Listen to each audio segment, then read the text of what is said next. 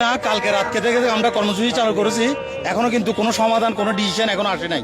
যতক্ষণ পর্যন্ত আসবে না কর্মসূচি চলতে থাকবে। এমন আপনি একটা জিনিস খেয়াল করেন, যে কোনো জায়গায় ড্রাইভারই নাজাহাল হয়। দুষ্কার ড্রাইভারের, এটা কে করলো, ড্রাইভারের এত নাজাহাল কি জন্য হচ্ছে? আমাদের কারণে বন্দরপুর চলতেছে, ওইটা চিন্তা করতে পারতেছে না যে বন্দরপুর যদি বন্ধ হয়ে যায় পুরো বাংলাদেশে অচল।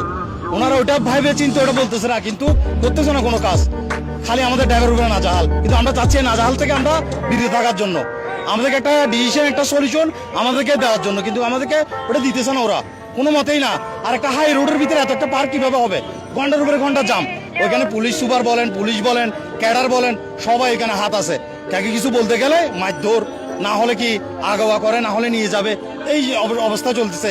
আর যে ক্যাডার মাসুদকে আমি অফিনলি দেখছিও, বলছিও, মাসুদ তোর এলাকা, তোর এরিয়া থাক, কিন্তু আমাদের সংগঠনের কার সঙ্গে বাজিস না। কালকে ওকে বলা হয়ে গেছে, কিন্তু অফিনলি যখন হামলা করতেছে ওকে বলতেছে মাসুদ তুই এখান থেকে চলে যা, গ্যাদারিং করিস না। কিন্তু মাসুদ কেয়ার কথা শুনবার কোনো সিস্টেমই নাই।